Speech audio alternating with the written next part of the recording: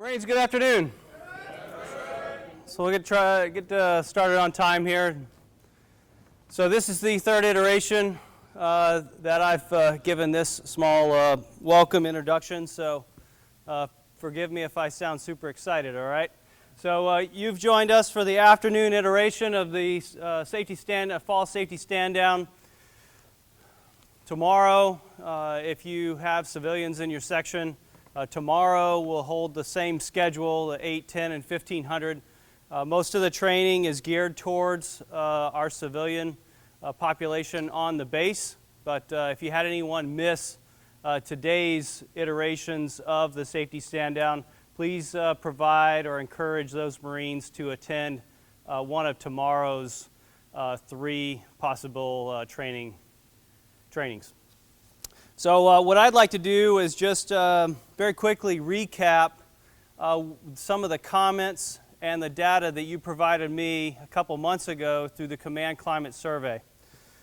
One of the things that I want you to understand is that the data that you provide didn't go unheard. So about 60% of the command provided comments through the Command Climate Survey.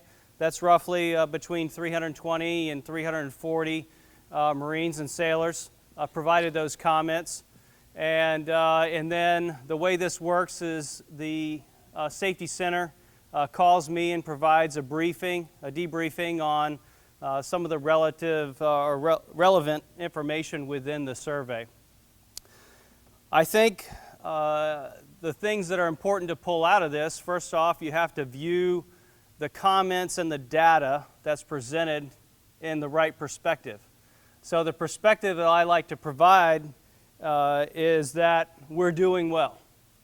So, and that was the quote of the statistician, the debriefer that provided me. He's like, hey, you guys are doing well.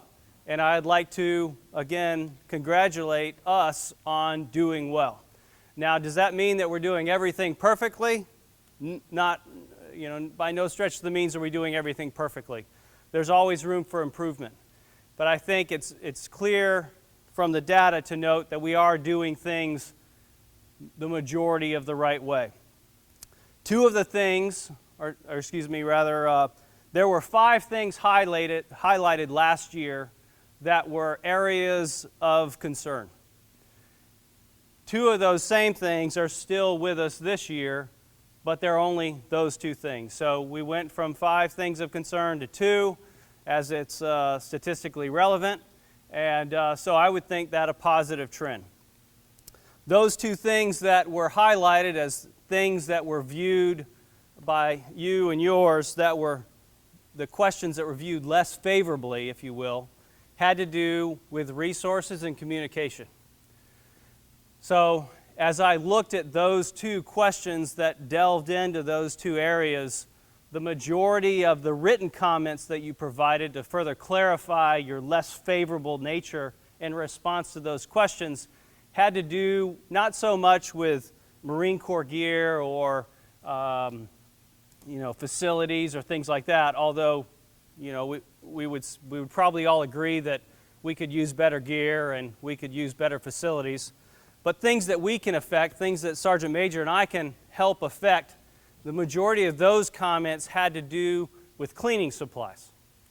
So, interestingly enough, so what I want to make sure is that we're not asking our Marines to do something and then putting them in a conflict where it comes to, well, the staff in CYC said I need to clean the area, but then I don't have any cleaning gear. So that's where all of us come involved in making sure that we first off know how to requisition gear from supply. We're doing it in a timely manner, and then we're not putting that Lance Corporal PFC or Corporal or Sergeant or whoever in a dilemma with regards to accomplishing the mission without the things required to accomplish it. And so a lot of those comments said, hey, I was told to do this, but then I had to go to the 7-day to buy X. And so we're going to make sure that we're not doing that. So as case in point, last year we had some of these similar comments, and I worked with our supply officer, and said, hey, paper is a big issue. Anybody remember the paper issue? The great paper crisis of 2017, right? So for some reason, it was very difficult to get paper. And I think that had to do a little bit with lack of planning and a lack of education on how to requisition stuff. But we solved the paper crisis, all right? And that just had to do with a lot of teaching people how to get stuff out of supply, and there's a right way and a wrong way to do it, and there's a right time to do it as well. So the supply officer and I, we developed a plan. She facilitated that with her team, did some training, and now just by quick show of hands or head nods, is there a paper crisis anymore? No paper crisis, right? So, and that's been the same kind of indications from the crowd throughout the other two iterations of this. So we solved the problem. So I just say that to mean that some of the things that you put in here, we're trying to get fixed. So the second thing that was statistically relevant with regards to less favorable had to do with clear communication. So as I took over last year, I tried to think about, with my team, how to best communicate with the population that I was in charge of. So the majority of our demographic is, young 20s population. This is all geared towards social media and Instaface and Snapagram and all kinds of stuff. And I make fun of it. I actually know what the names are, but my daughters hate it when I say it that way, so I continue to say that. But I'm not going to get a Snapchat something or another for the squadron, and nor do you probably want me Snapchatting you. But what we have tried to do is promote stuff on a wide variety of mediums. So we put into effect a Facebook page, trying to get everybody to join our Facebook page for information. And the Family Readiness Facebook page is not just for people with families, not just for Marines and sailors with families. So I encourage even those single Marines to join us on our squadron Facebook page for relative information. We not only, when we have our command team meetings each month, I have a single Marine program representative in there. I have a lot of other representatives throughout the command so that we get a full picture of not only family readiness, but squadron readiness, okay? Squadron readiness and what things we're promoting, things that are relevant, what we're doing for our junior Marines, what we're doing for our married Marines, all the demographic populations within the squadron. We're trying not to just focus on one group, but trying to make things relevant and the events that we come up with able to be joined by anyone that wants to come, and everyone feels welcome. So with that, and then we have our email, and then, of course, face-to-face communication. But what we've tried to do, Sergeant Major and I and our team, is try to reach out through all of those mediums to provide multiple methods of communication so that everyone understands where we're going, what needs to get done. Now, when it comes to, just echelons of command, when I have my OIC meetings or when Sergeant Major has his staff NCOI meetings, that information that's passed in those meetings is only as good as it trickles down to the lower echelons, right? So I would implore my fellow officers and staff NCOs that as you receive that information, try not to filter out too much. We've all played the game in kindergarten, right, with the telephone game. So one person gives a message, and then by the time it gets all the way around the circle, then the message is either completely different or not even relevant anymore, and it's all confusing. So my officers and staff NCOs, as you receive that information, please try to pass that along unfiltered as best you can so that your younger Marines don't receive a message as, for an example of, oh, well, they said something about something and we might have an event sometime or another. And, of course, that's no information. So help me out on that. So finally, those are the two things that we could kind of have some improvement on. The other things that I'd like to focus on are things that we're doing really well. So things that we're doing really well. It comes to no surprise to me that the things that we do really well on are the things that we focus on, right? And you would kind of expect that.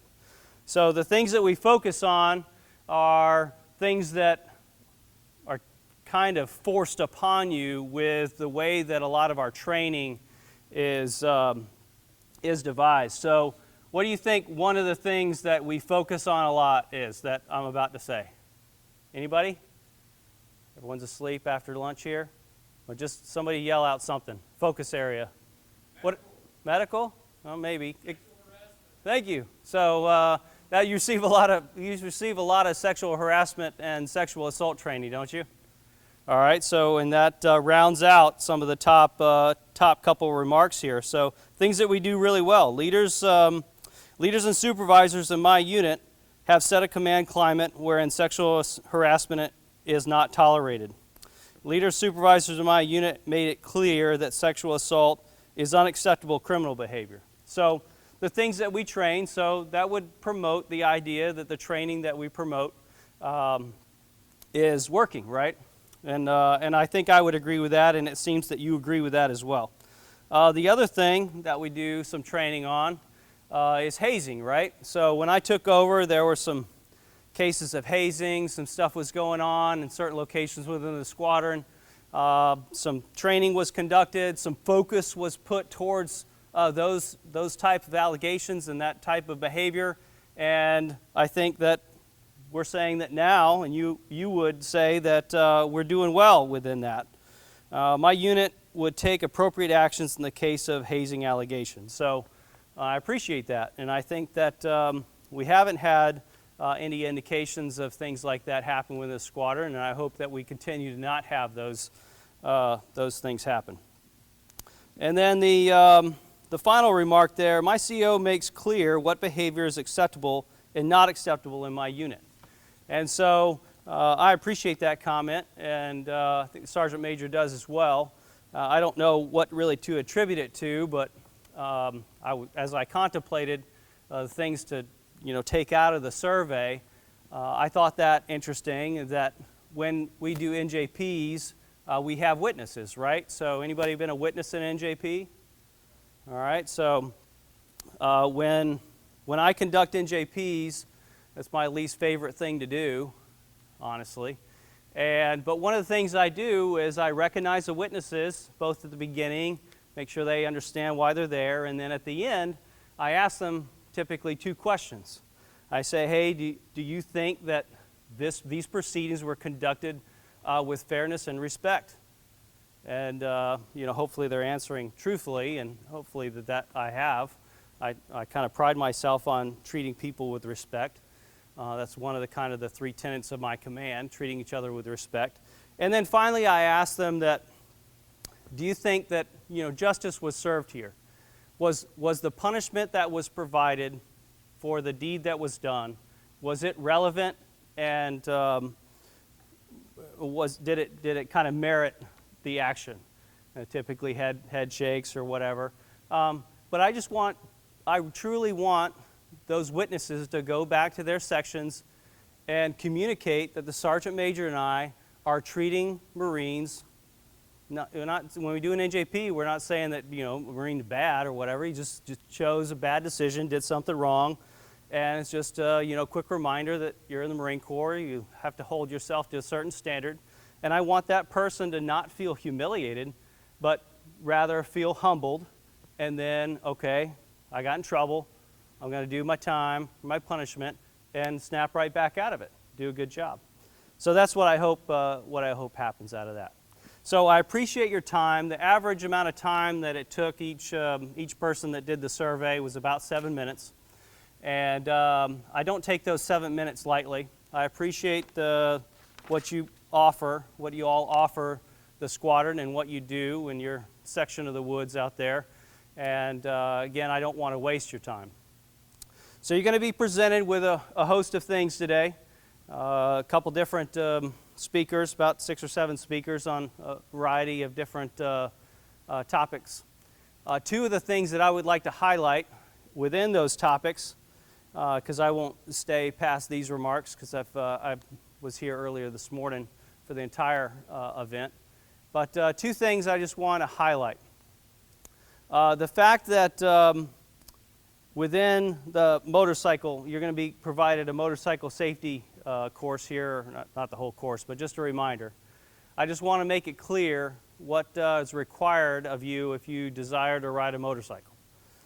So if you want to ride a motorcycle, I can't keep you from buying one. All right, so go buy one, have a great time buying the motorcycle.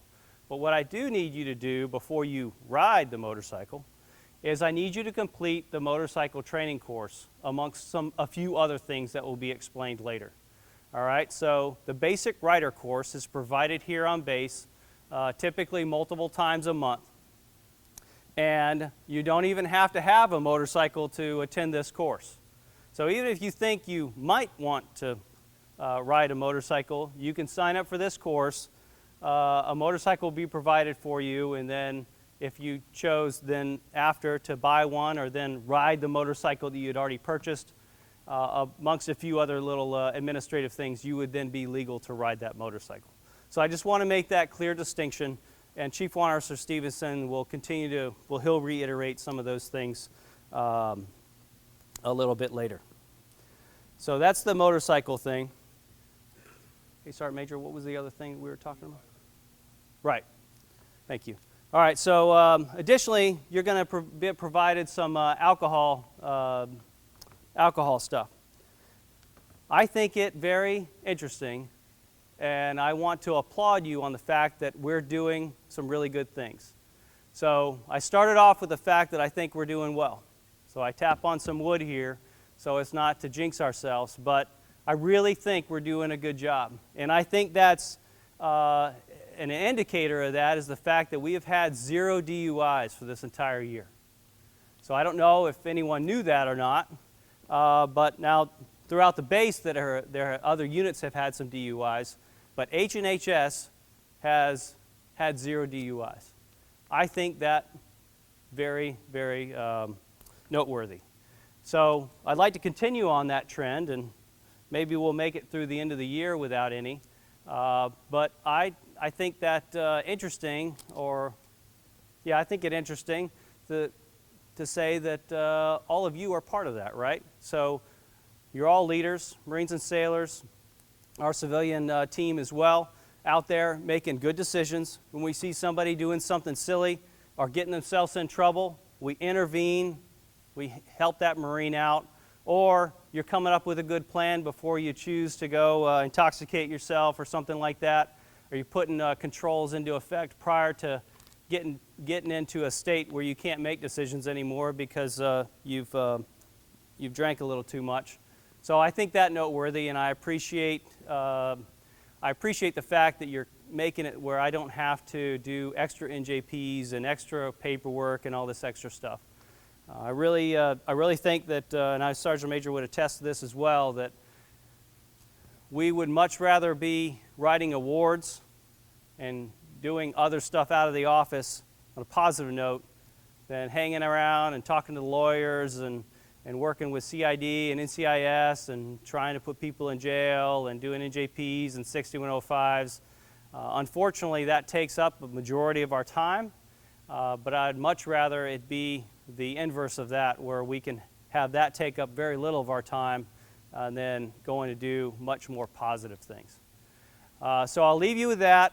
Just a few reminders of some events that we have coming up. So tomorrow night we'll have the meet and greet. If any one of you here last fall, we had a very similar event. It's going to be at Afterburners tomorrow evening. Come, they're making some homemade food. Master Sergeant Brown is going to help us out. He's going to come in from Parris Island. He's going to make us some food. So if anyone's had his cooking before, it's pretty exquisite. So come join us for that. It is a family and single Marine affair. MCCS will have a host of informational booths there. There's really no agenda. It's just come hang out, eat some food. So if you don't want to go to the chow hall tomorrow, come on over to Afterburners. It's in the evening. Go to our Facebook page for information or ask your chain of command for some more specifics on that. And then as we gear up towards the ball tickets are for sale. So start looking for those. We tried to make the ticket prices very economical for the Junior Marines this year, so hopefully you find that to be that way. Hotels are available online as well for the ball. And then we're continuing to do fundraising for the ball as well. So I think the next event we have is later this week. We have bowling later this week. If did anyone go to the bowling tournament we had before? That was a pretty good time. So we're doing that again. I think it's is it Thursday? It's going to be Thursday. And then next Friday, golfing is another event that we have. And then I think that's going to round out the majority of our fundraising. We're doing really well, and I look forward to seeing you all at the ball this year. Are there any questions for me? Again, just to recap, I think we're doing really well. I want to continue that trend. If you don't think we're doing as well as I think we're doing, come talk to me. Talk to your OIC. Tell me more about how we can improve. I want you to feel that your opinion is valued and that you're trusted. I also want you to feel respected, and that has to do with throughout all echelons of the command. And then your communication to us through the chain of command and via multi-mediums is welcomed. All right, so feel free to talk to us as we get around to see you guys. Feel free to open up to any of the conversations. I'm sure it'll make your staff and CO cringe, but if it's a worthwhile comment, let's have it. All right, we'll kick it off with Trey.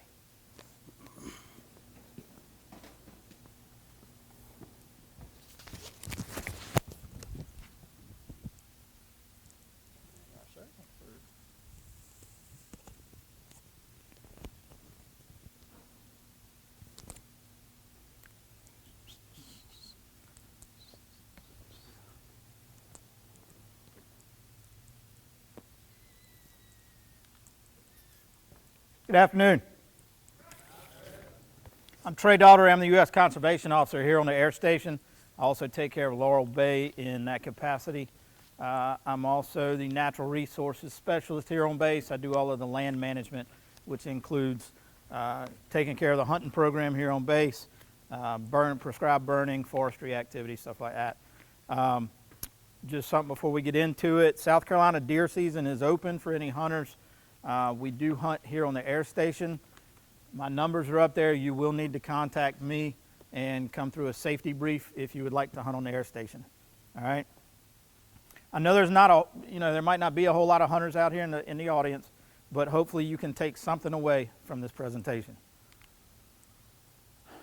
Hunting incidences in America. There's 4 major causes. These are coming from the International Hunters Education Association, so I'm not just pulling them out of the air. Hunter judgment is the biggest one. Judgment mistakes, such as not knowing if there's something in front of the target or behind the target that the person shooting didn't know about. That's a judgment mistake. You need to make sure that you know what is in front of and behind your target that you could subsequently hit and not know it. Another one is if you're on an ATV and you're crossing a creek or a ditch or something, you don't know how deep the water is, and you just go on and go through it. That's a judgment mistake. You know, if you're trying to cross the water, get out, see how deep it is, and then determine if you need to go through or not. Another one, not packing enough clothes on a trip. Another one would be going too fast for the terrain. These are mistakes that can be prevented with good judgment. Next one is safety rule violations. This basically is just ignoring the rules. You know, you ignore safe firearm operation, you ignore rules for a climbing tree stand when you're trying to deer hunt.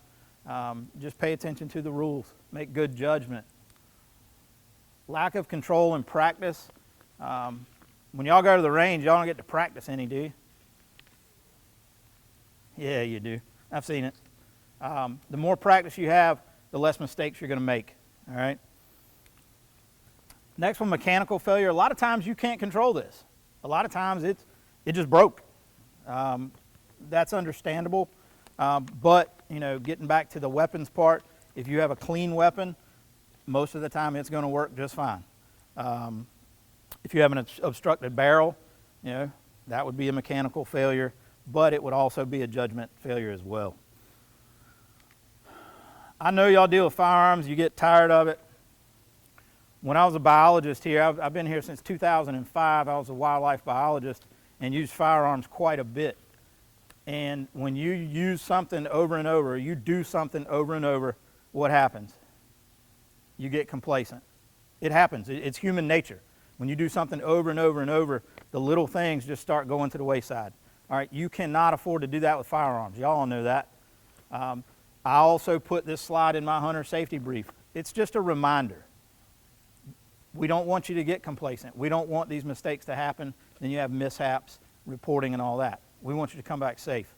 All right? Always keep the muzzle pointed in a safe direction of the firearm. If you do that, nothing horrible is going to happen. You know, yeah, you might get in trouble, but hey, nobody gets injured. Treat every firearm as if it's loaded. Know your target, and again, what is beyond your target. Don't take blind shots. Keep your finger off the trigger until you're ready to shoot. Tree stand safety. This is geared more to the hunters. First thing, purchase a stand that is approved by the TMA, Tree Stand Manufacturers Association.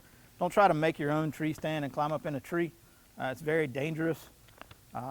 Get the stand that passes the standards. Know how the stand works. When you take it home, it's just like anything else. Practice with it. Put it on a tree, play with it, make sure you know how it works. They're pretty simple mechanical operation, but just make sure you do. Always use a fall arrest system. Fall arrest system, in other words, is a harness. Do not wear the ones that just go around your waist, because if you fall, you will break your back. Don't wear the ones with just the shoulder piece, because if you do fall, you will lose consciousness due to lack of blood flow. You need the whole fall arrest system. When you're climbing, don't climb with anything in your hands. There's a lot of moving parts when you're climbing. So put your gear on the ground, tie a rope around it. When you get to the top, pull it up. Make sure your firearm's unloaded while climbing. When a gun falls out of a tree or from a distance, 9 times out of 10 it's going to fall stock first, and the barrel is going to be pointed at you. All right? We don't want that to happen. Make sure it's unloaded. Be safe about it. Common sense. That last one about sleeping happens more than you think. People fall asleep in the deer stand and just fall out. It happens. So get a good night's sleep and don't sleep up there. There was a stat that I looked at in 2013. There were 6,000 hunting incidents in the United States, and only 1,000 of those were firearm. So the majority of them were tree stand. Boating safety, I could give a whole course on boating safety. We're just touching the top. All right, we're going quick. If you're hunting out of a boat, duck season's coming up, it's going to be cold. Make sure somebody knows your plan. Make sure somebody knows where you're going, where you're putting the boat in the water, who you're going to be with, and what time you'll be back. Life jackets for everybody. That's not just a recommendation, that's state law. If you go out in a boat with multiple people, every one of you has to have a U.S. Coast Guard approved life jacket. That's for any kind of boating. All right. No alcohol. You mentioned alcohol earlier. Not only is that a recommendation, but it is illegal in the state of South Carolina to operate a boat while intoxicated. All right. Not only that, when you're hunting, it's cold. You drink alcohol, you increase your chances of getting hypothermia. All right. Make sure when you're riding in the boat, your gun's unloaded, and preferably in a case. I do know people who have lost guns due to dogs kicking them out of the boat, and we would not want a dog to kick the trigger and make the gun go off. So gun and unloaded and in a case. When you go out, prepare for cold water emergencies. You might not need it, but just have it with you. You know, stuff that you would need if you fall overboard, if you have to spend the night, so on and so forth. Be prepared. ATV safety, again, we could give a whole nother course on it. When you're hunting off of an ATV or using an ATV to get to your hunting area, maintain a safe speed. Make sure that you're going the appropriate speed for the terrain you're traveling on. Again, firearm unloaded. Don't carry it across your lap. Put it in a scabbard on the side, strap it down to the back. Wear safety gear, helmet, goggles, long sleeves, gloves, pants, boots. And again, no alcohol. This is bad decisions. So, that's it for me. Any questions? Have a good day.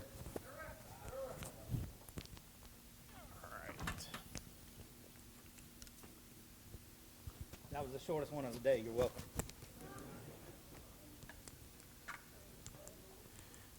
Let's see if I can beat it.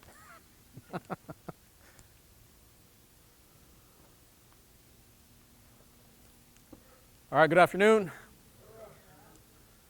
Normally, Chris Dozier gives this class, but he had an appointment, so I'm covering in for him. He's the EMS manager. So that's what this mainly entails, the environmental management system.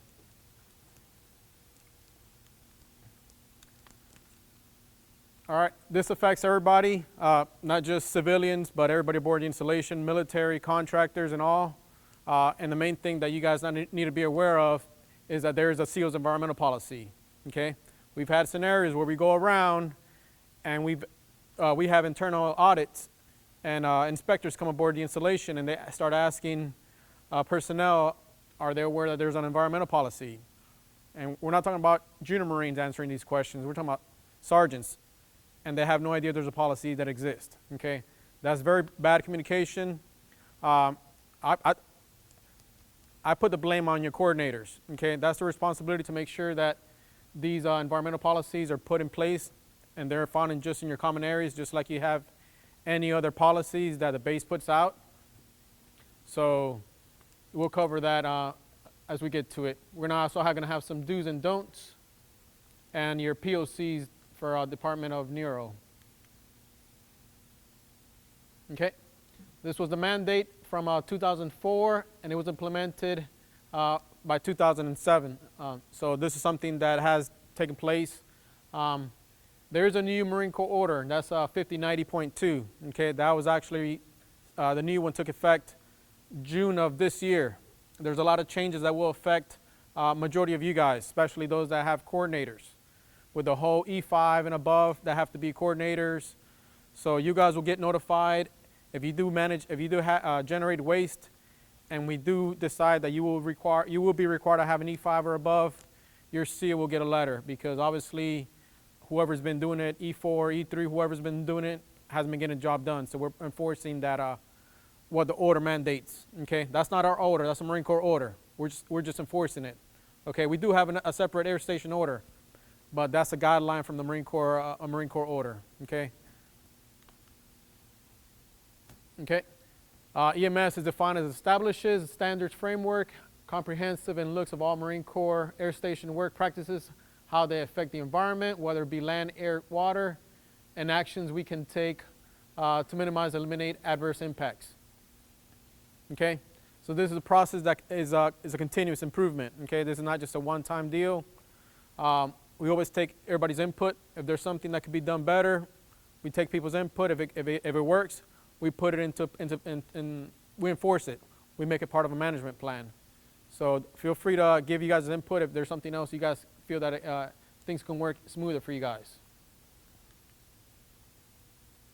Okay, like I said, be familiarized with SEAL's policy. I'm not saying you got to memorize it, but at least know where you can find it at.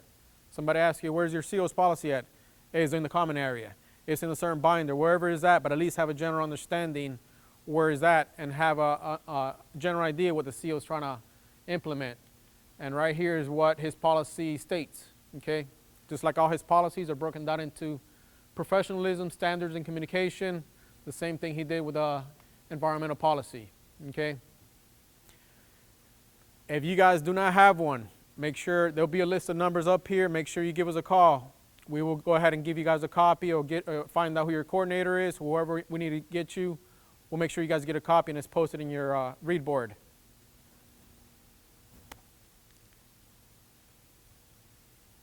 All right. If you do get material, make sure that it's coming from the Joint Hazmat Center. Okay.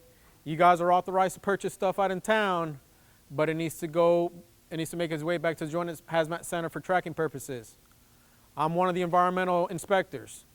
So if I go around to one of your sections and I find out stuff that you guys purchased and it wasn't brought through the Joint Hazmat Center, I will snatch it up. Okay, you're not authorized to have anything out in town, purchased out in town that did not go into the Joint Hazmat Center. I don't really care where it came from, whose funds got used. There's a procedure that you guys got to go through. So as long as you guys go through that, you'll be fine. Okay?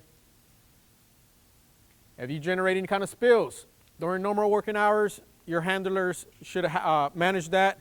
If they cannot, they will contact us during normal working hours. Any spills that occur after working hours, you will call 911 and they'll take care of it. Okay? Anything that reaches the storm drains or soil, okay, regardless of what the substance is, you will generate a spill report and you will call us to find out and explain what the situation was, regardless what the amount was. So any questions? That's the numbers you would call if you're confused or if you don't know what to do.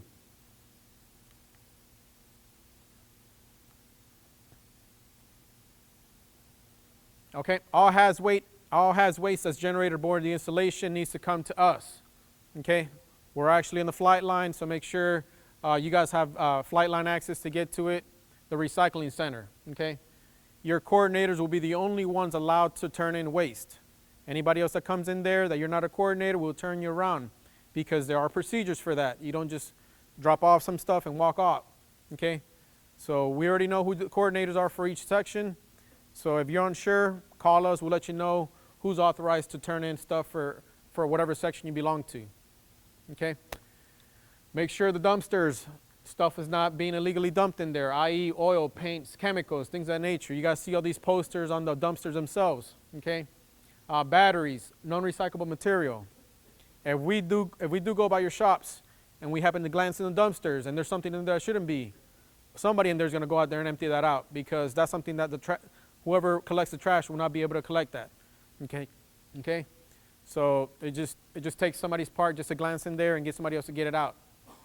Okay? You guys already know the South Carolina rule. There's a sign on all the dumpsters that says keep them closed. Okay? The dues: obey all posted and work center environmental SOPs. Contact your unit coordinator in case you have any questions, or the Joint Hazmat or the 228-6047 for any ESOP questions. Okay? I already talked about the EMS posters. That's something that should also be posted on your work centers, and that also has the CO's environmental policy on the bottom left corner of that. Okay? Make sure if you are working on vehicles, you will be using the hobby shop. Okay? We do drive around and look for things that signs of people working in their vehicles. We will take pictures and we will report this, okay? I believe PMO is working on actually citing personnel on the spot for illegally working on their vehicles outside the hobby shop area, okay?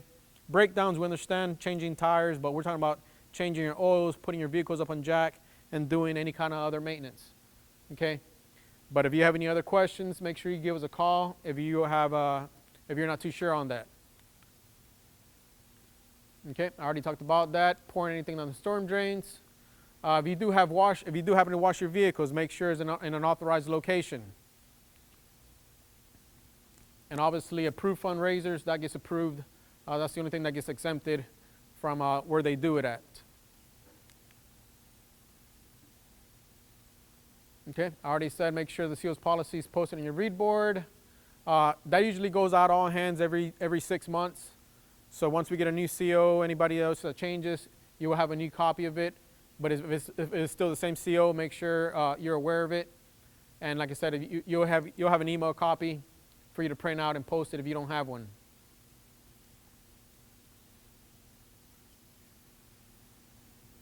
Coordinators are required. There's a Marine Corps order also that states they're mandated to attend these hazmat meetings.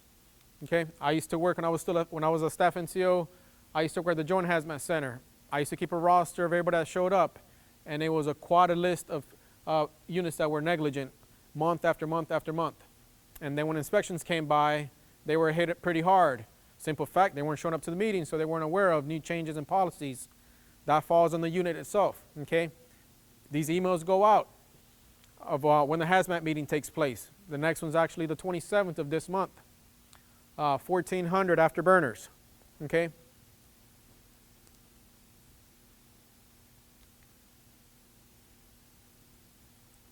All right, once again, anything, contact Nero 6047. Here's a list of all the Nero appointed contacts. Trey, he's also part of Nero. You already got his information. Any kind of environmental training, that's me. I'm the environmental trainer for the base.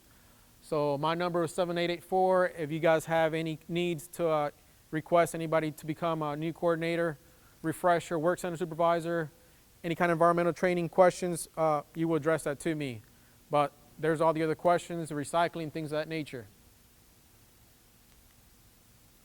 Okay, these are just pictures of things that Chris found in the parking lot, I guess, before this class.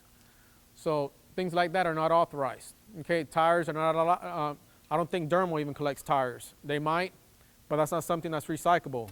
Those actually go out in town. Okay, somehow this was in the barracks. You can tell this came from somebody's home, unless somebody's been hiding this in the barracks. Okay, so stuff like that should not be thrown away. There's right procedures to dump to get rid of that waste. Okay, armory, all that stuff should be separated. It should not be all the same type of waste. And this stuff that gets hit when the environmental inspector does go by the armory, things like that get hit. If you're unsure where stuff goes at when you clean your weapons, just leave it on the table.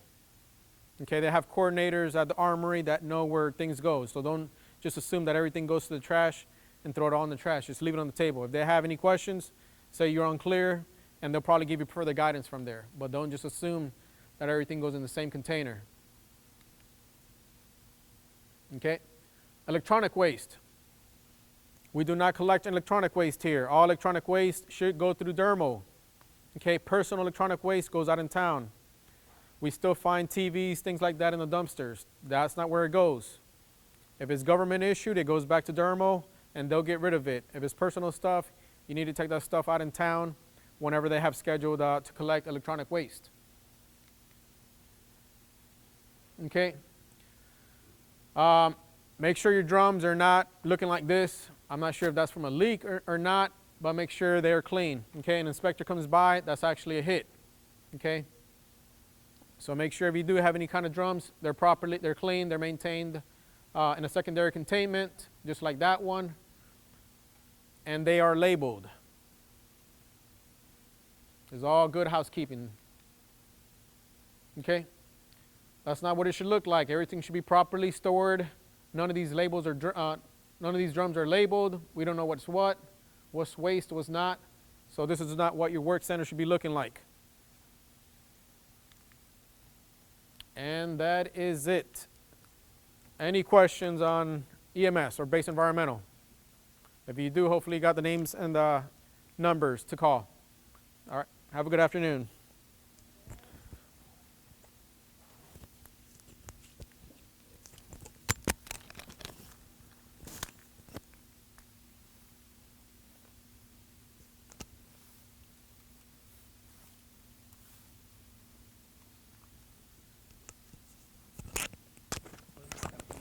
Good afternoon. My name is Adam Gray. I work in the safety office, and everybody's spread out.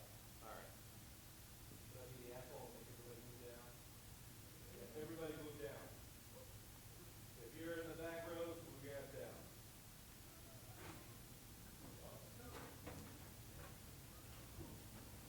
If you do that, I'll talk quicker. Or I can talk like this.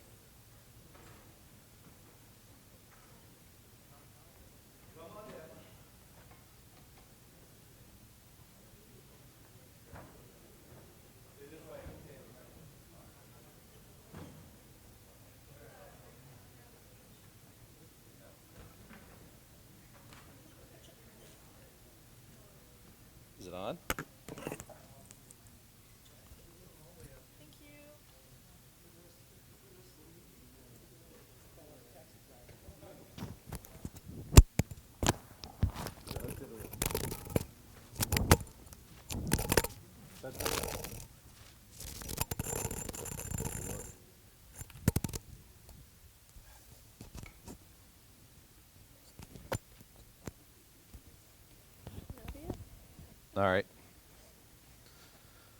All right, real quick. Anybody here? Who here is 21 or below age? All right, I got some of you. Okay, just checking. All right, so you guys grew up you having phones most of your life, didn't you? Yes, no, maybe? All right, so I'm going to go real quick. I'm going to do some driver awareness and then some fall activities that you guys may be included in. All right, so on the average, 95 people die every day in automobile mishaps. Is that a lot of people? Is 461 people dying every year? Is that a lot of people? All right.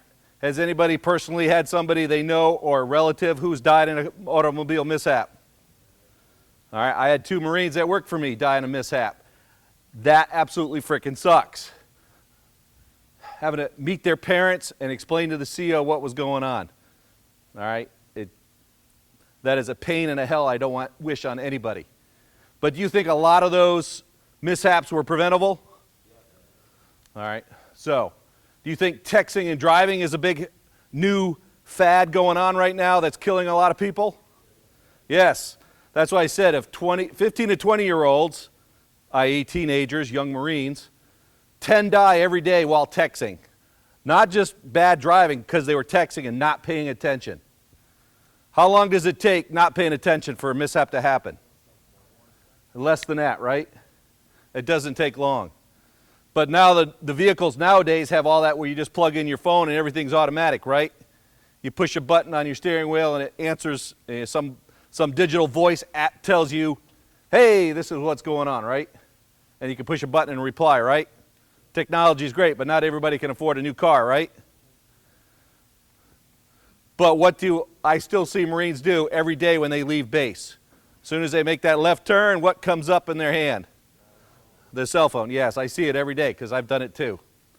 But I bought a new truck, so I don't have that problem anymore. All right? So, but 10 teens die every day. That's almost 3,500 people. That's a lot of people, isn't it? Do you think a lot of that was preventable? Oh, yeah. 4.6 seconds at 55 miles an hour. You go the length of a football field in 4.6 seconds. Is that enough time for something to happen? Yes. Doesn't take long, does it? All right. The big thing is, I may be retired, but I still want you guys to go home at the end of the day, and I want you to come back to work the next day. All right? I don't want to read about you having a mishap in your automobile because you were doing something stupid. All right? It does happen. Do Marines get in car accidents? It does happen, yes. But a lot of them were preventable. All right? Some things for distracted drivers, use hands-free. That's a Marine Corps order, right? Do I still see Marines using their phone on base while driving on base? Yes, I still see you. All right? How many like to use their phone for GPS when they're trying to find something? Oh yeah, it's nice. Nobody ever went through the hell of using an actual paper map trying to find something with written directions? Yeah, I know. They don't even teach you map reading anymore, do they? All right. How about secure your pets in loose gear? All right. I read where a Marine, he rolled over, he had a seatbelt on, he was fine, but all his loose gear in his car became airborne and hit him in the head and killed him. That's what killed him. So if you have a lot of loose gear in your car, should you secure it? Oh, yeah. Same thing with your pets and your kids. So should you secure your kids? Oh, yeah. No matter how much they scream, right? Yeah, I bet you drove your parents crazy too. All right. One of the things I recommend is don't smoke, eat, or play music too loud. We are all guilty of this, correct? All right. The big thing is when you're driving, pay attention to what you're doing. All right. All right, seatbelts. Very simple thing to do, right? Do you guys wear seatbelts because the Marine Corps tells you to or because you like doing it and it saves your life? All right. I'd rather have that burn on my shoulder than be in intensive care with a tube down my throat with not a chance to live because I didn't wear my damn seatbelt. All right. How long does it take to put a seatbelt on? Is that worth your life, not putting your seatbelt on? Can you get hurt at 20 miles an hour in a car mishap? Yes, you can.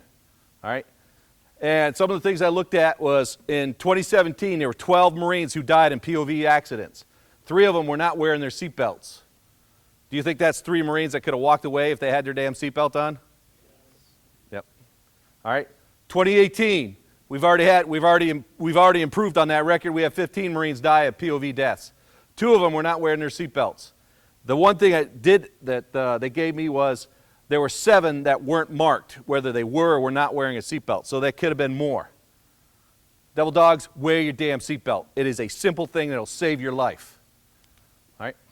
Do you guys know we have these at the front gate? License plate reader. They read your tags, and they know if it's still valid or it's expired. And a lot of insurance companies have the insurance to that tag, so if your insurance is not up to date, they will know that also. And I think a lot of it is connected to your driver's license also, especially with the insurance. So keep your stuff up to date. Big brother is watching. All right? So texting, don't let your last words in that text be your last words on this earth. All right? All right, next thing, off-duty rec. They were coming into the fall. Do people like to have campfires in the fall? Yes. Because fires in the summertime just defeat the whole purpose, don't they? Yes. It's too damn hot, yeah. But in the fall, when it gets a little cool, around here it's what, December? Yes. All right. We have fires. We like to have fires, cook out, get together with friends. All right. So, do you put the fire next to your house, or do you put it in a spot where there's nothing around it? All right. Why did I say not next to the house? Because I had a neighbor do it and melted all his vinyl. Well, I had brick there. Well, you didn't have brick high enough. All right. About 15 feet away from anything that's flammable. Clear the area around the pit. All right. Watch it where you don't have a lot of wind. I'm telling you right now, putting a bunch of wood in a pile and then covering it with lighter fluid or gas and then throwing a match on it is not how you make a fire. All right? If you don't know how to make a fire properly, you shouldn't be making a fire. Ask a Boy Scout or a Girl Scout. They'll teach you how. All right? Or YouTube it. All right? You all got cell phones. YouTube it. All right? The most important thing is when you're done having that fire is put the damn thing out. If you walk away and it's just still smoking, put it out. All right? Turkey fryers. Who's fried a turkey for Thanksgiving? Is it good or bad? If you haven't had one, you don't know what you're missing. It is freaking awesome. Have you ever deep fried a ham yet? Oh, that's even better. All right? But it is hot grease, and what do people do? They put it inside their kitchen or in their garage and set it up. All right? Who here has deep fried a turkey? There's a couple of rules that go with it, right? Fill the pot with water, put your turkey in so you measure how much water you need, right? Then you mark it, pour the water out, and you pour your oil in. Because I've seen people fill that thing to the top with oil and then drop the turkey in there. If you remember from science class, 2 things can't occupy the same space at once, right? So all that hot oil spills out, makes a big fire. Not the type of fire we like, right? All right, so outside, don't put it on a wooden structure where it can catch fire. All right, put it outside on a concrete. All right, keep kids and pets away because the dog loves to come up and sniff it. If the dog bumps it, can it tip over? All right, a lot of these turkey fryers are not the best made. That $50 special you got at Walmart, they're very kind of iffy sometimes. All right, if you have guests that have been drinking, because the holidays are very stressful for some people. You haven't met my mom, all right? Should you be standing around that with while drinking? What if that person trips and falls on that thing while it's cooking? Yeah, Thanksgiving just turned into the burn ward, right? All right? It sucks. Keep them away from it. And you as the cook, should you be sober and alert, keep people away? Yes. But please try a deep fried turkey. They are awesome. They are worth the time. Plus you cook it in less than an hour, which is great. All right, last one. Trey already covered UTV or ATV. I'm going to talk about UTV, the 4 wheels, the bottom picture there. Anybody had those before? Driven one? Off-road? They are a blast. Put your seatbelts on, put your helmet on, your PPE, make sure you got eye protection, and just go to town. They are a ton of fun. It's like a 4-wheel truck in a smaller version. Just Ton of fun. Should you put passengers in the back there, like your kids? You laugh, but does it happen? The first bump they hit, the kids are out on the ground somewhere. Do not put a passenger on something that was not designated for a passenger. If you got an extra seat, you put the passenger in there and strap them in place. All right? Make sure they have their PPE on. Take a training course. We do have a range here for them, but there's contractors on it, so I can't use it. And hopefully in the future we can get it going again. All right? Any questions? I think that's it. Any questions on anything I covered? Good? Bad? Ready? Next? All right. Who's next?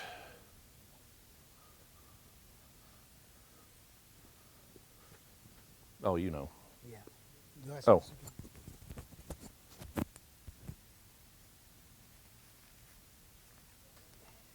Put that in my pocket. There. Yeah, let's put it right there. So. Too big. There you go. All right.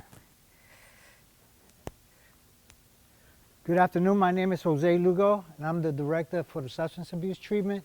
So I know that you are exhausted. It's a long day, so I'm going to try to make this as fast as possible. But at the same time, make sure you get the information that you need. So we do have 5 learning objectives. The first one is to be able to explain the concept of tolerance. So we're going to focus on tolerance. Second is to know the legal limit of blood alcohol level. Number 3 is to understand the concept of blood alcohol content and the factors that influence it. Number 4 is to be able to describe what a standard drink is. And number 5 is to know the guideline for no risk and low risk drinking. So those are the 5 things that we're going to discuss. So the first thing that I want to talk about is the health problem. So with health problem, there's a lot of things that happens when people drink alcohol. It doesn't happen to everybody, but there are problems that do occur. People develop cirrhosis in the liver, pancreas, liver disease, heart disease, and alcohol poisoning. So alcohol poisoning is something that when I was in Okinawa many years ago, it's something that you see that happens to Marines.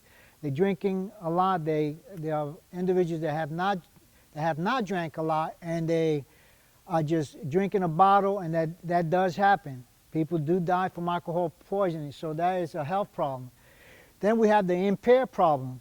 The impaired problem is dealing with relationship, DUIs, crashes, injuries, job problems, fights, legal issues, which also relate to financial issues when it comes to alcohol. And one of the things that I like to applaud you for, the CO Pat was talking this morning, is that the DUIs, that HNHS doesn't have any this year for that, so it's really good. I applaud you for that. So that's kudos to you, which I think is important. And then what is tolerant? So the way I describe tolerant is that a person starts drinking beer one time, they'll drink a second one, a third one, and fourth one. So tolerance is an increase. Now for everybody, it's very different. It's different because of male, female, genders issues. Also, tolerance does affect people when they don't eat. So that's another thing you have to look at. So tolerance is the measure of how much impairment we experience at any blood alcohol level. So the more you drink, the higher the alcohol level, the blood level. So what tolerance does? So what it does, it impairs coordination, our motor skills, our speech, and then it manifests into a lot of illness. So people who tend to drink a lot, as their tolerance has increased, it does cause problems. Mental issues that does affect alcohol. If, for example, the example that I gave, if we look at multitasking, so let's say you got a shop and you're working in your shop and you're cutting a lot of woods and you're really busy, but if you are drinking and you're having a couple of drinks, 1, 2, 3, 4, 5, and so on, that can affect you because alcohol does affect our judgment. Alcohol, because it is a chemical, and people don't look at it as a chemical, they look at it as an alcohol. But alcohol is a chemical that does affect you, and it affects you in many ways. So those are things you have to think about when you're drinking. I'm not here to tell you that you can't drink and you shouldn't drink. I'm just here to give you some information how tolerance does impact your impairment on the things that you do. People are born with an initial tolerance level are set by your biological. Some of you might have family history, so you may already have a stage of tolerance. So those are things that you have to look at. So the other thing we have to look at while we're looking at tolerance, we have to look at increased quantity and frequency. So when that is combined, the increase, what it does, increase your tolerance. So what tends to happen is that high tolerance tricks us. And what I mean by that, that tolerance causes liability. So if you tend to drink, if you have a high tolerance, so what it does is things that you do when you're not drinking is really different. And so what happens, you develop this tolerance that which may become normal, like maybe drinking a 6-pack, or maybe drinking 8 beers, or maybe drinking 4 times a week. So your tolerance has increased. So in most cases, we think that is normal. But when you get behind the wheel, or when you're doing something around machinery, flying planes, or working on parts, and if you are under the influence and you got a high tolerance, it can affect your career. So we look at that a standard drink is 6 ounces of pure alcohol. That's a standard drink. So we look at a beer is 12 ounces. That's a standard drink. We look at wine, 5 ounces of wine is a standard drink. And then we look at a shot, 1.5 or 80% of alcohol is a standard drink. The matter here, what happens is that when you're in the barracks or you're at your home, most people are not drinking a standard drink because you're not using a measuring cup. And that wine glass that you see at 5 ounces is usually filled up to the brim. And then you're not using a shot glass, you're using that double shot glass. And some people are not using a shot glass, you're just pouring the bottle into a shot glass, into the glass. So those are things that you have to look at, and that's how people start developing tolerance. So there's an institute called Prime for Life, and they have what is called low risk guide for drinking. 0, 1, 2, 3. 0, what it means is that you don't drink alcohol, you don't use drugs. And as you all know, the Marine Corps is 0 on tolerance of drugs. So that's pretty easy. 0 drugs at the time. But there's a lot of people in the Marine Corps that don't drink either. I know that's sometimes hard to believe. There are a lot of people in the Marine Corps that don't drink. So they are 0. But what is a standard drink? So no more than 1 standard drink an hour. That's a standard drink that you're drinking now, 1 drink in an hour. And then we move down to no more than 2 standard drink, and drinking daily of almost daily is 2. Drinking 2 standard drink. Then we move on to what? No more than 3 standard drink in any one day. So what it's saying from the 0, 1, 2, 3, that a person should not be drinking more than 3 drinks. That is a standard drink. And now if we think about it, we're talking about that 12-ounce beer, we're talking that wine that says 5 ounce, or a shot of glass. And if you think about it, that if you're in the barracks or living at home, those are things that sometimes that's not reality. Some people are not, drinking a standard drink. So this is just information that I think is important, so you don't damage your career and develop intolerance and drinking more, and then there's consequences. So study has shown that quantity and frequency are the biggest factor that contribute to alcohol-related problems. So if we look at tolerance and impairment, and we tied up the quantity and frequency, that is the biggest problem why we see Marine sailors in our facility. So hopefully the goal here, while we're getting just a brief education, is that that's not the goal. The goal is so that you can understand what's a standard drink, you understand how tolerant and impair can affect you, and also the quantity and frequency is the biggest factor to alcohol problems. So, and moving from the alcohol problem, we're going to move to the state law of South Carolina, just the South Carolina. So the South Carolina state law, what it states is 0.08 or greater, you will get arrested for a DUI. It's important to know that. Now, also, it's important to know if you get a 0.04, you could also get arrested. But at that time, it would be identified as concentration, alcohol concentration. So that's, you need to know that, because when we see Marines or sailors and they come, they say, I only had a 0.04, a 0.03, whatever the charge is out there, it can and most likely will affect your career. So those are things that you have to be aware of. The other thing that you have to be aware of that we did not put up is that the state of South Carolina has this law. If you get a BAC of a 0.15 or higher on your first time, then the judge most likely will mandate that you will have a breathalyzer hooked up on your vehicle, a 0.15. You will have that for a year. Now, you have to pay for that because it's what they are hooking up. So think about the money that is going to accumulate. So, and if you have a second offense, then you'll definitely have one there. And then it's very hard to get your license back in South Carolina. The other thing you need to know about South Carolina, because I get phone calls from Marines, Marines that retire or got out of the service, or Navy who retire, is that if you had a DUI on base and you refused it, let's say Irontown, if you had a DUI Irontown, you refused it, and you refused to take that breathalyzer test, and you're trying to get your license back, okay?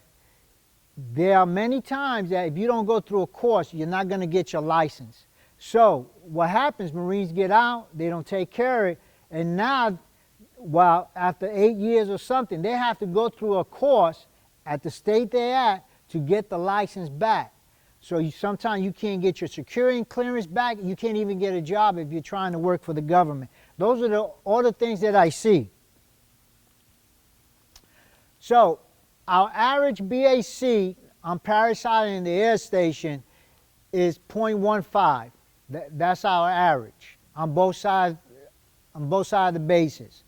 And I think, something that you just might want to think about. And then this right here is just a little information when we see someone, how we diagnose them, and we look at the symptoms. So the first one is severe, is 6 or more. The second one is moderate, is 4 to 5. And then the last one is mild, is 2 to 3. These are symptoms.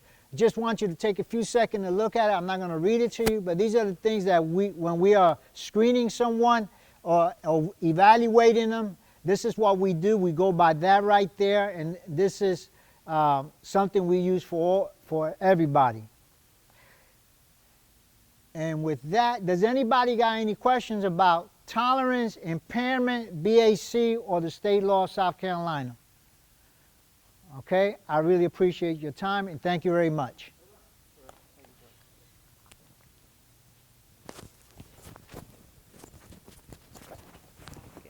Where did I go with it? This is up. This is the only one you want to use. Okay, so may I put this on Yes. you?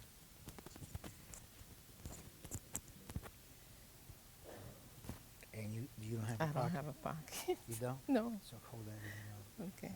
All Okay. right, all right. Good afternoon. I'm clinician Dr. Michelle Miller with Behavioral Health, the Community Counseling Program, and I'm here to present on suicide awareness.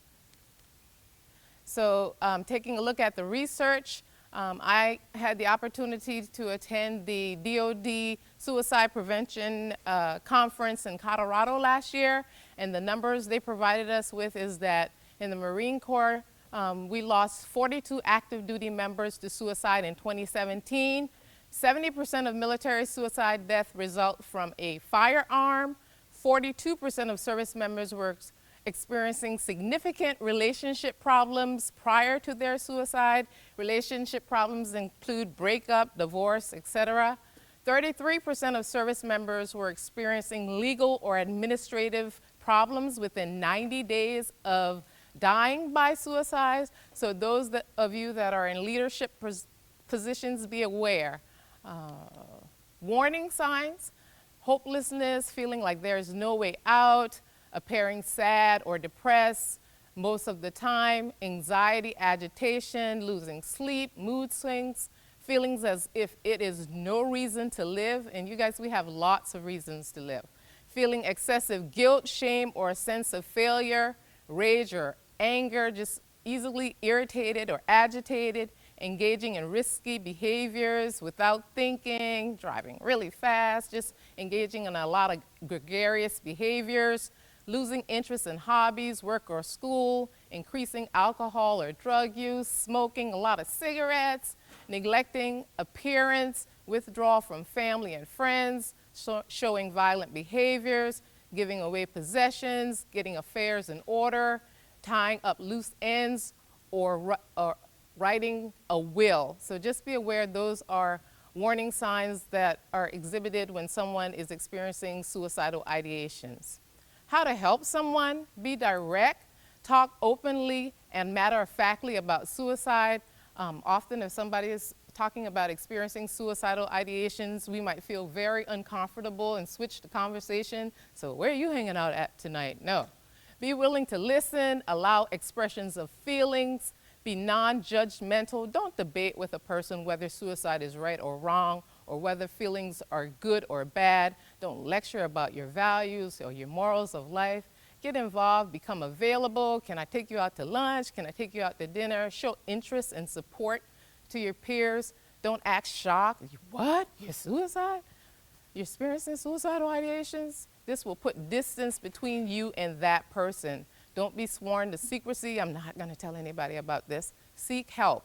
Offer hope that alternatives are available, but do not offer general reassurance such as, it will get better, it'll be better. It's not that bad, really, it's not that bad.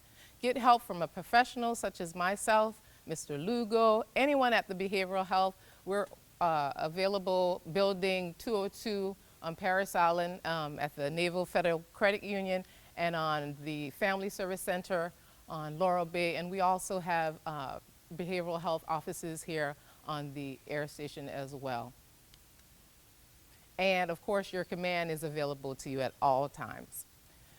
Protective factors: feeling a sense of belongingness. These are things that will help us with preventing those feelings of suicide. Feelings, a sense of belongingness and connectiveness and having a purpose in life, being able to, express your feelings, having effective coping, problem solving, and communication skill, and positive thinking. And we have resources that are available to you for those services as well, such as the Focus on the Laurel Bay will help you with communication skill. It's not easy for all of us to be able to express what it is that we're feeling. Easy access to a variety of clinical and non-clinical interventions, as well as support for seeking help. You guys have your bowling alley, your family readiness, the Single Marines program, all those things that are available to you. Means reduction and safety planning, meaning, if you have a weapon in your barrack room or in your home, make sure it's locked. If you have medications that you haven't used, be sure to get rid of them. And a safety plan is always good to have in place. So resources that are available to you: the community counseling program, the wonderful program that I work for. You have the military family life program that's available to you. They will meet you anywhere at any time. Well, I'm not going to say any time, but they will meet with you anywhere other than in your home. And they do have a curfew, but they have late evening hours as well. You have the Beaufort Naval Hospital, you have Military One Source, you have Military Crisis Line, and you have your chaplains that are available to you that provide lots of confidentiality, more than any of the behavioral resources do. So those are resources that are available to you. Phone apps: we have the Virtual Hope Box. It's a little card and it has puzzles and things to distract you. when you're having, or if you were to experience feelings of suicide. You have Operation Reach Out, you have My 3, you have Ask and Prevent Suicide. So these apps contain a variety of information when it comes to suicide, crisis planning, how to walk you through it, network system, and a lot more information in reference to suicide by way of your phones. And how many of you have phones in here right now? All right, so there's help available, so ask for help if you need. The end. So do know that you all are a valuable part of our community. The 42 persons that committed suicide, they all have one thing in common. We want you to get help. We're there for you. So please, we will make ourselves available. Just ask for help and choose life. Thank you.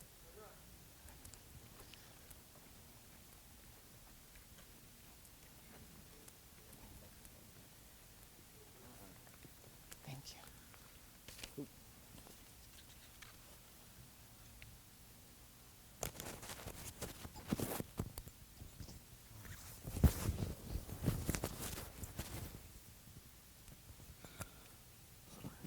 There we go. All right.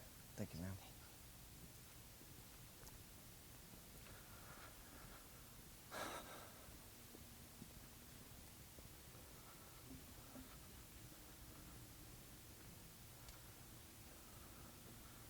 All right, how's everybody going? Good. All right, hey, I'm Chief Warrant Officer Stevenson. I'm the H&HS motorcycle president, all right?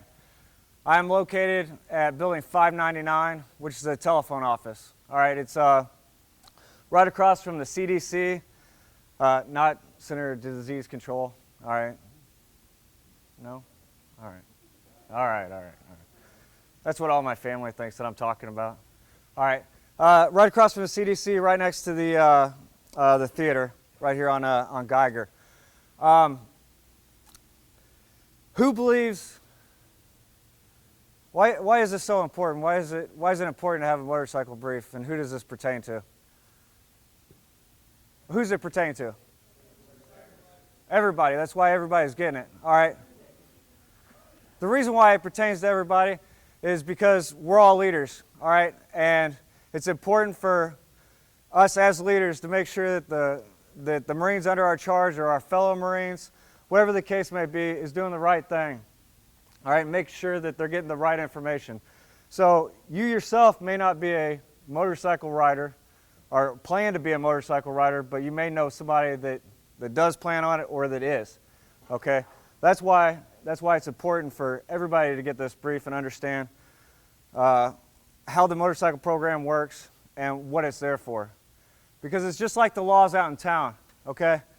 If you don't know that it's illegal in the state of South Carolina, all right, to do a U-turn, and a cop pulls you over, you playing ignorant, does that get you out of a ticket?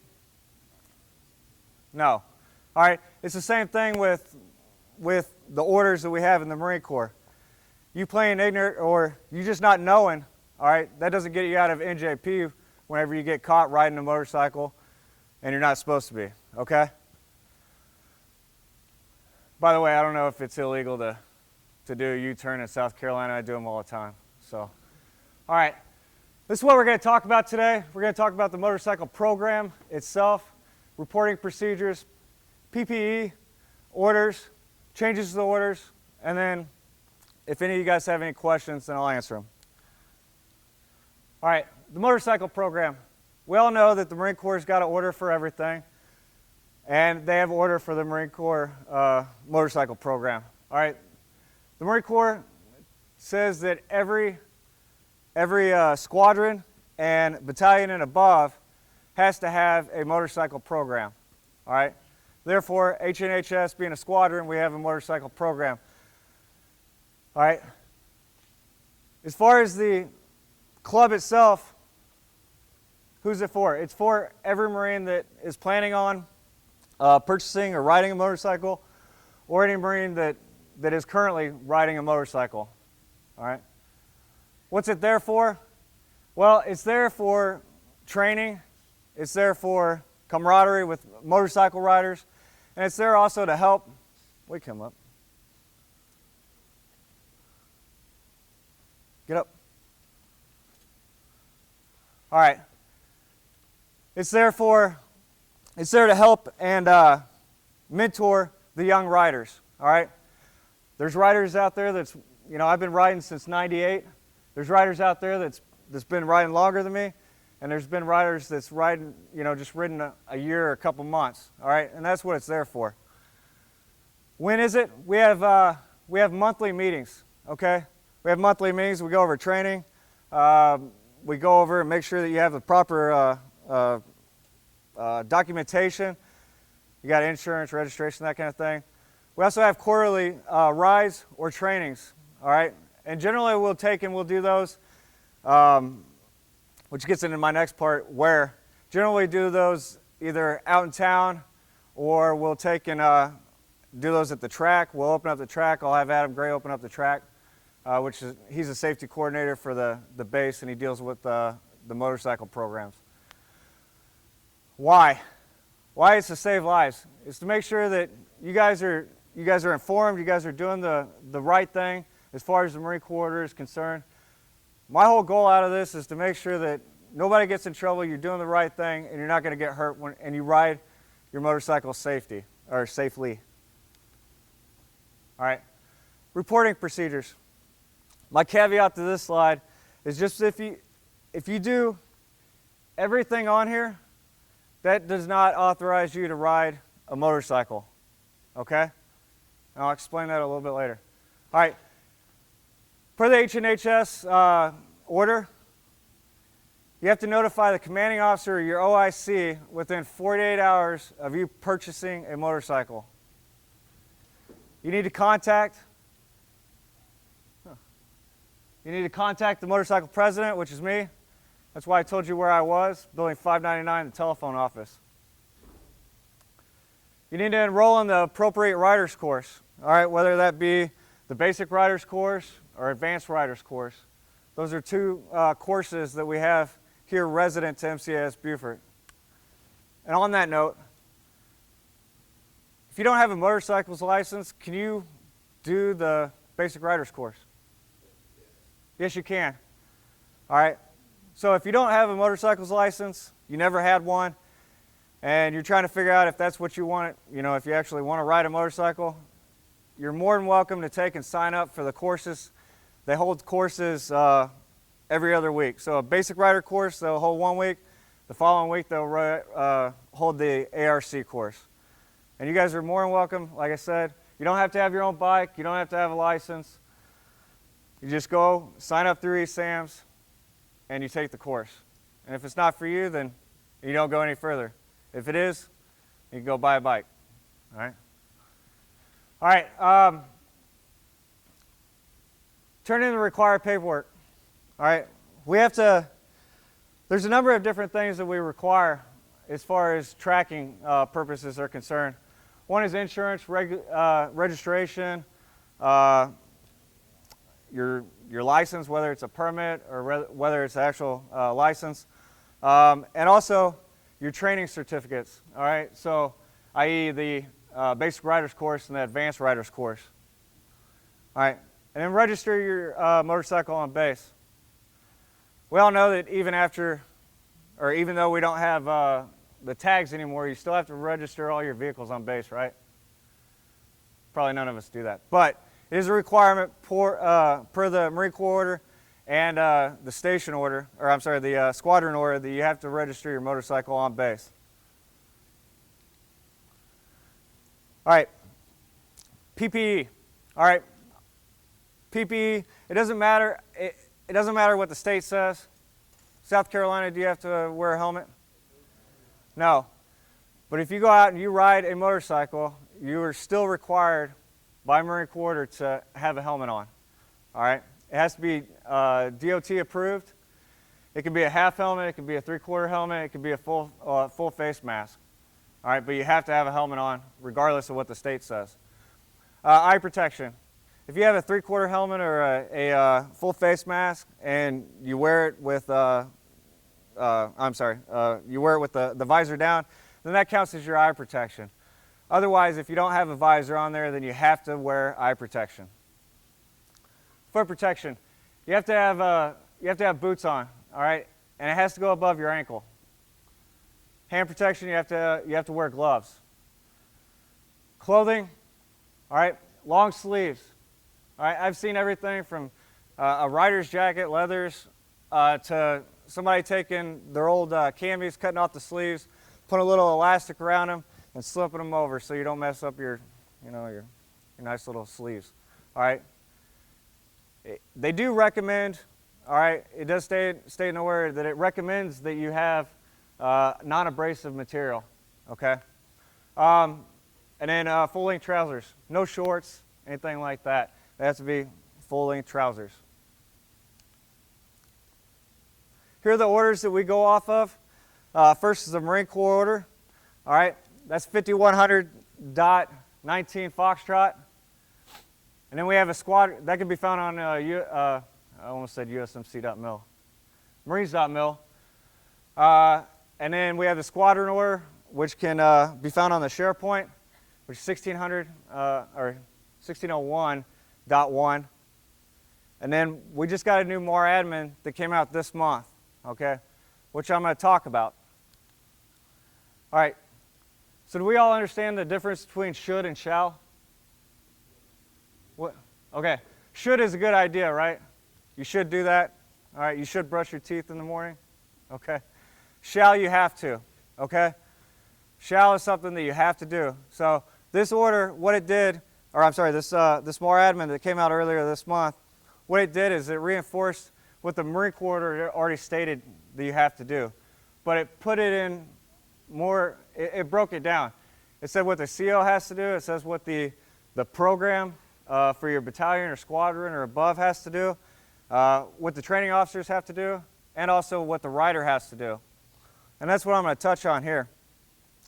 All right, identify themselves to the unit as a unit's leadership as a motorcyclist, or if they intend on riding.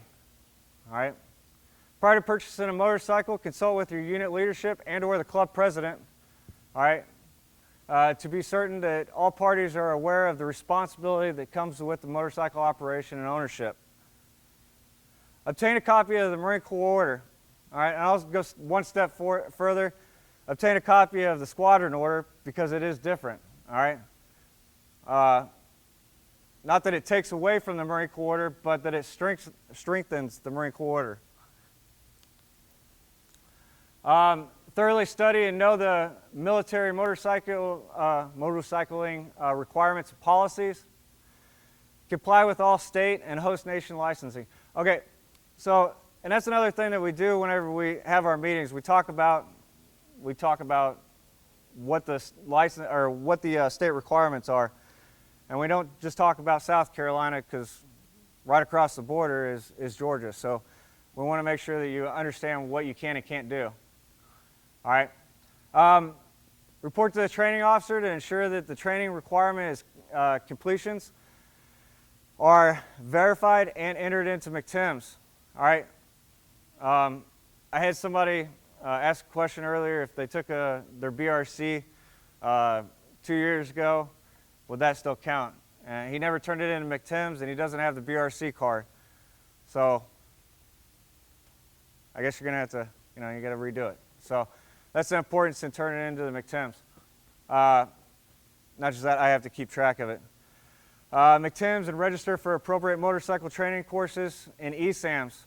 Okay, so ESAMs is a kind of a little crazy beast, and it's difficult to navigate sometimes. So I have a little cheat sheet that I got from Adam Gray, and if you need help in getting into ESAMs, then give me a holler and I'll get you that cheat sheet. Attend and complete all required training. So BRC is required, all right, before you can ride a motorcycle. All right, then within 120 days of you completing BRC, you have to complete ARC. And then it's every 3 years after that you have to redo ARC. Upon completion of the training, report it to the training officer and ensure that it is entered in MCTIMS. All right. Does anyone have any questions? All right. I got a question for you. All right. Who out here drives cars? Okay. Who drives motorcycles? Okay. So if you take a look at the percentage of, if you looked around the room and looked at the percentage of the amount of people that drove cars compared to the percentage of amount of people that ride motorcycles, it's quite different, right? A lot less riders. All right. The number on the bottom, I didn't just jack up my slides. All right. I put on the bottom 13. What do you think that means? All right, as of, that's correct. As of September 1st this year, all right, 13 motorcycle deaths this year. All right.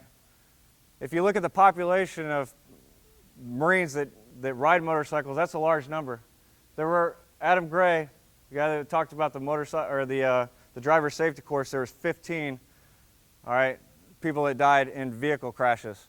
All right, that's separate from motorcycle crashes.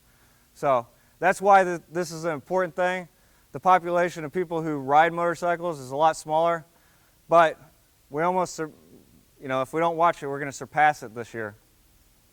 And in fact, HNHS unfortunately contributed to that number this year. So that's what we're trying to stop. That's why it's important to have this program and continue to get Marines trained, okay? All right, can you ride a motorcycle before you complete BRC? No, you cannot. You cannot ride a motorcycle before you complete BRC. It doesn't matter if you've done everything else. If you have not completed BRC, you cannot ride your motorcycle. All right? Any questions? All right. Thank you all for your time.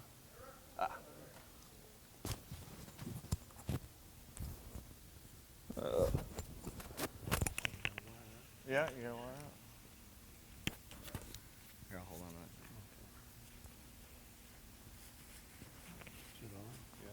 Yeah, I think. She didn't tell me as well.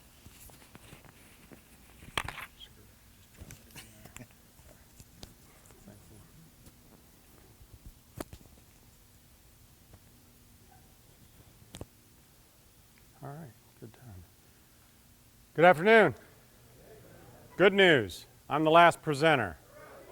So I'm the guy standing beside you in freedom, and this is standing beside me, between me and freedom. So I want to get out of here as bad as y'all do. But we're going to do this, we're going to do it right. So there's going to be a little interaction here. So please raise your hand, speak out when I ask, and it'll speed things up a little bit. My name's Del Tingley. I work at the safety office. I've been asked to give you the class today on risk management. Who can tell me or give me a good reason why we do this class? We do it once or twice a year. What? Not to prevent risks. Mitigate risks. Very good. There'll always be a risk. Yes? Somewhere someone's, I like that answer. Somewhere someone screwed up. Doesn't go away. We all have seen it. There's mishaps all the time. From deaths to I broke something at work to whatever.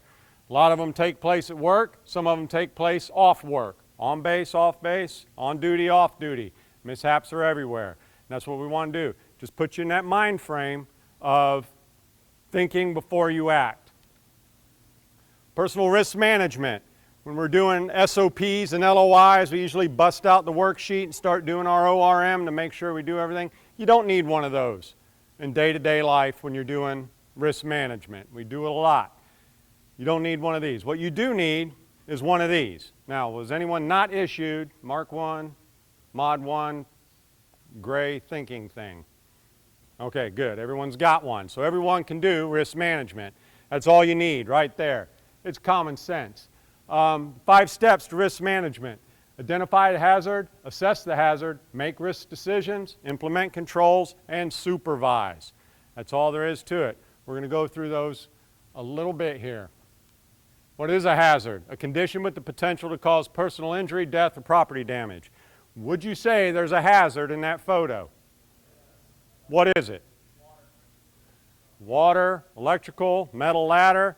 Was this guy implementing risk management? He was a little bit. He's got goggles on. Okay? So he did a little bit. Whenever you're doing something, you need to identify all the hazards involved with that, whatever you're doing, not just one or two. If there's 8 or 9 hazards, you have to identify each one of them and deal with each one of them.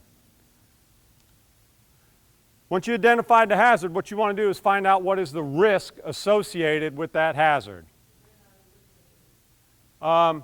Risk is the expression of a possible loss in terms of probability and severity. Basically, what's the odds of it happening? And if it does happen, how bad is it going to be? So probability, likelihood that a hazard will result. What's the odds of it happening? Would you say there's a good likelihood that something bad could happen to this guy?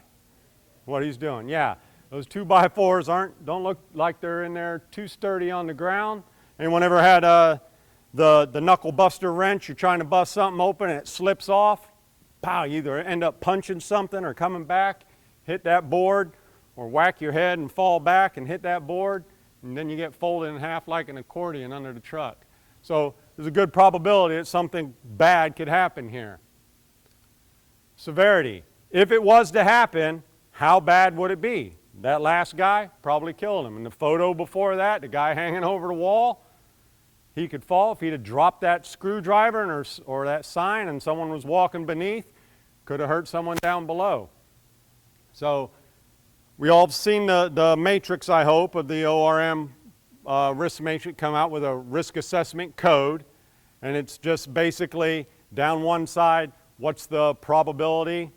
Not likely to probable to, hey, yeah, it's going to happen. And then the severity from not that much to death. And then you come out and play a little game of Battleship and you come up and it gives you your rack code.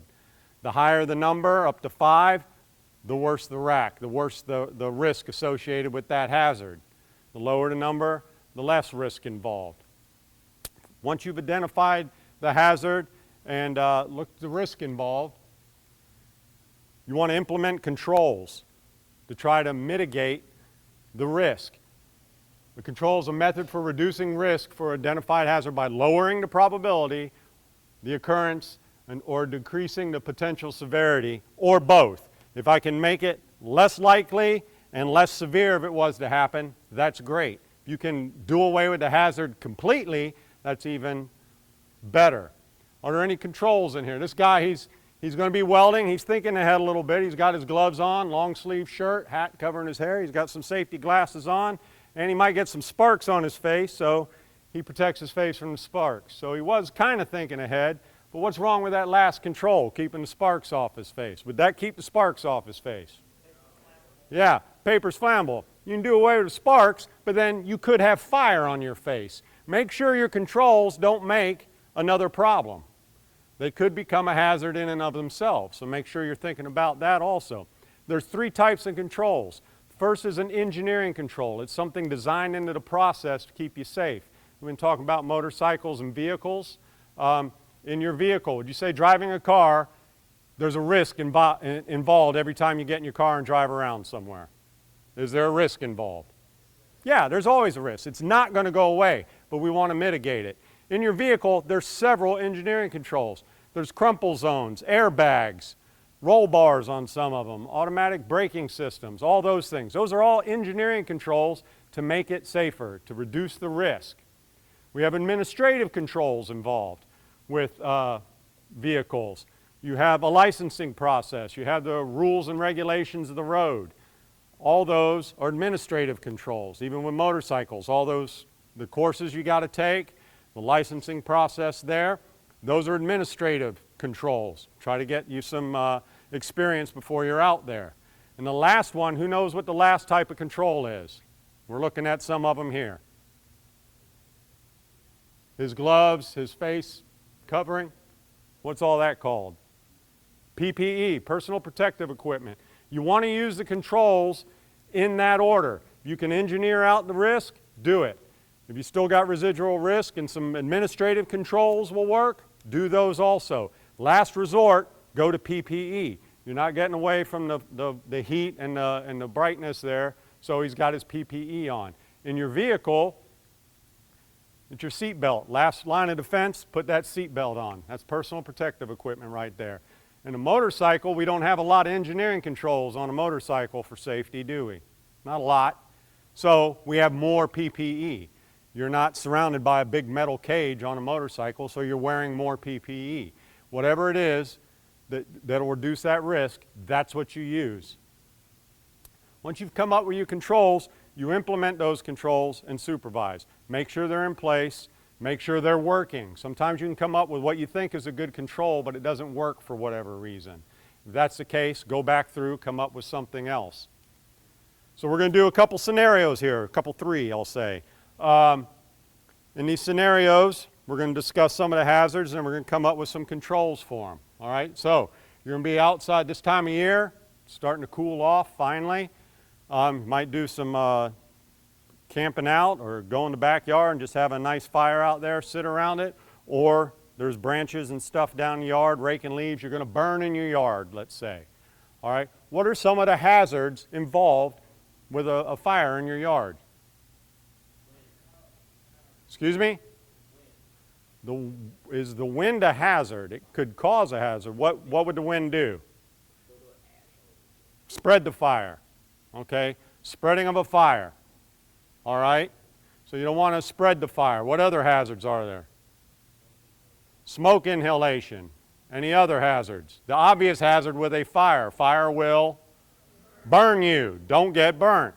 There are several hazards with a fire, but we're going to stick with the spreading of the fire. So we're taking that one particular hazard. What are some controls that we can do or use to keep a fire from getting out of control and spreading where we don't want it to? What's an engineering control that we can use? What'd you say over here?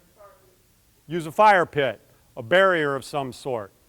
Either rocks or bricks around it or a metal one up off the ground to contain the fire. What's some administrative controls you can use? Excuse me? Keep other flammable material away. Hey, move that or keep that away. We had a mishap several years ago where Marines were throwing paint cans into the fire. We had a mishap. Keep those things away. Any other administrative controls?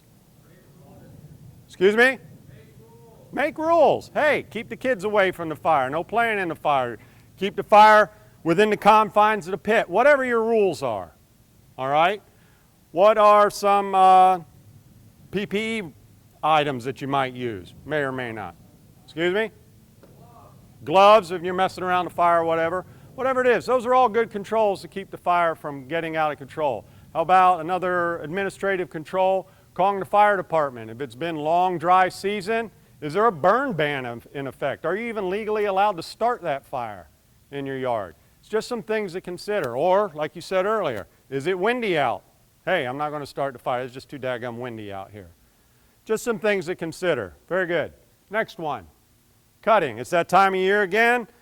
We got some storms have rolled through. Some branches and trees are down. Or you're just cleaning up the yard or whatever. Or you want to build that fire, so you need some firewood, so you bust out the axe and the old chainsaw. Let's stick with the chainsaw one. What are some of the hazards involved with the use of a chainsaw? Flying wood chips. What else? You can burn yourself on the motor. That is one. Have you ever been burnt by the motor on the chainsaw? Obviously you have, or known someone who has. It's a spinning sharp chain. What's the hazard? Cutting yourself. Y'all are having trouble with the obvious ones today. Getting burnt and cutting yourself. All right, so what are some of, are there any engineering controls when it comes to a chainsaw? Safety buttons, emergency stop, the chain brake on there. Make sure it's working properly. Make sure your chainsaw's working properly before you use it. Make sure it's sharp, okay? What are some administrative controls you can use? How about, excuse me? Keep children away. Keep everybody away. Stay out of the range of that chainsaw, or with the axe especially, if you're using saws or axes or stuff. Keep people out of that zone. How about this? How many in here have never used a chainsaw before? Don't go to Lowe's and decide you're going to cut down the redwood in your backyard on the first day out with your chainsaw. Get someone who knows what they're doing and maybe, you know, crawl, walk, run with the thing. Learn some things first before you go out there and use the chainsaw for the first time. Finally, what's some PPE that would be involved when you're using a chainsaw? Gloves, boots, goggles. You got gloves, boots, goggles, earplugs. We also got a noise hazard with this thing. It's pretty loud. You want the right kind of gloves also. You're not going to use your mom's rubber dishwashing gloves or anything like that. Make sure you got the proper PPE for a job. Very good. Last one, ladder use. It's that time of year again. Got to clean out the gutters, got to hang the Christmas lights, got to put up the ghost on the front porch for Halloween or whatever it is you're doing. Painting, whatever it is you're doing. You're going to be using a ladder. What are some of the hazards involved? You could fall. What else?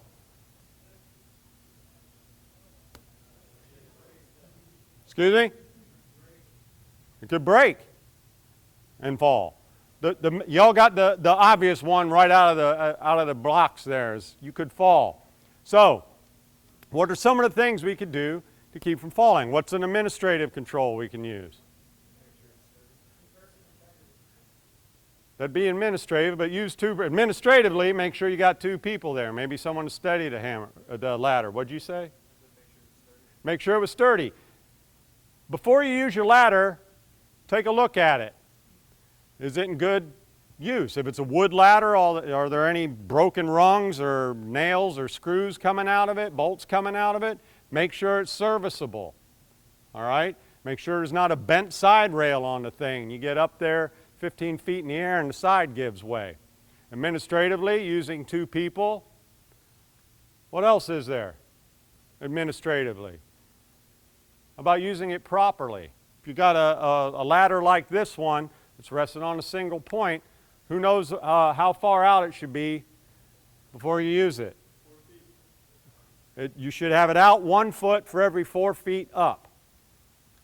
Okay? Rule of thumb, good way to test that is stand at the feet of the ladder, put your hand out, and you should be able to grab the rung right in front of you with your arm outstretched. That's a good rule of thumb. It's not 100% accurate, but that's a good angle. You also want it extended past the point where it rests by about 2 rungs. Okay? Any PPE that you would use when you're on a ladder? Depends on what you're doing. You could wear a hard hat. You're doing something like this, you might want gloves. Good shoes. You don't want to be climbing that thing barefoot. Helmet, possibly. Cranial, strap your cranial on, climb the ladder. That's always a good idea. Another thing to take into consideration is what type of ladder you're going to be using. If you were near power lines or whatever, would you want to use that ladder? Well, why not? Like our guy in the first one. He's on a metal ladder in water using an electrical tool, not too bright. You want to use something non-conductive like a wooden ladder or a fiberglass ladder. Very good. Now my favorite 2 words. In conclusion. It's not too hard.